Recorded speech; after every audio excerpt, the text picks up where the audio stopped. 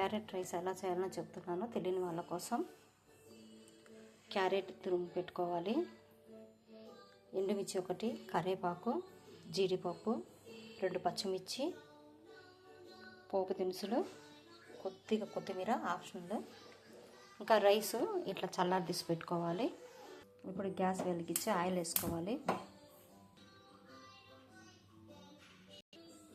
Oil వేడెక్కాక పోపు దినుసులు వేసుకోవాలి. మనం రైస్ ఎంత తీసుకుంటామో క్యారెట్ చూసి తీసుకోవాలి. నేను ఈ రైస్లోకి చిన్నవి 2 క్యారెట్ ముక్కలు తీసుకున్నా. ఇప్పుడు ఇవి కొంచెం వేగుతానే జీడిపప్పు వేసుకోవాలి.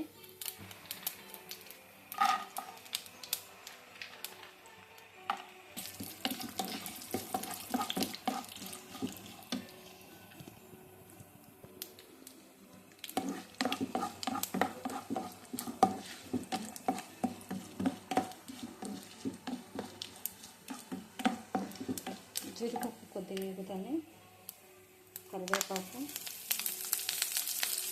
ఎండుమిర్చి, పచ్చిమిర్చి వేసుకోవాలి.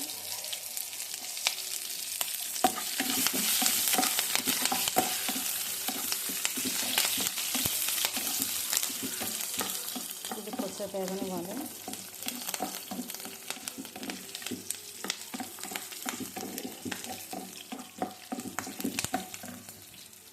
నేను మర్చిపోయానండి, అల్లం వెల్లుల్లి పేస్ట్ వేసుకోవాలి. కొంచెం కొద్దిగా పసుపు వేసుకోవాలి.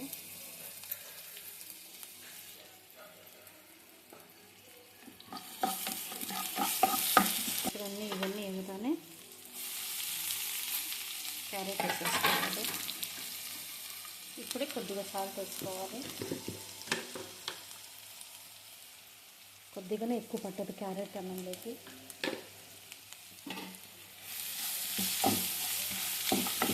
ఒక 2 మినిట్స్ వేగితే సరిపోతుంది.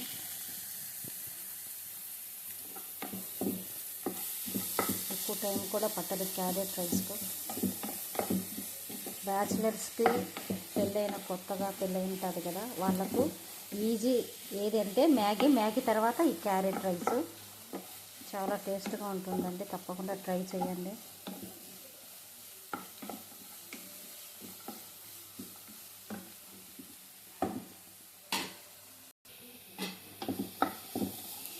అంతేనండి, 1 నిమిషం అట్లా మూత పెట్టేయాలి.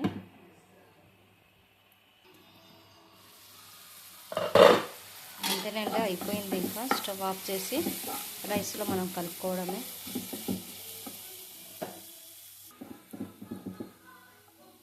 మనం రైస్లో వేసి కలుపుకోవడమేనండి. ఇంకా నేను కలిపి చూపిస్తాను.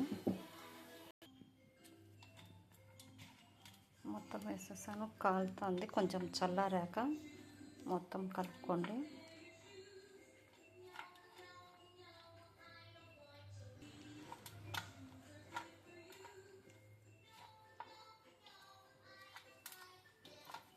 మీరు పెరుగుతో అయినా తినొచ్చు, లేకపోతే ఇలానే డైరెక్ట్ అయినా తినేయచ్చు. చాలా బాగుంటుంది. తప్పకుండా ట్రై చేయండి.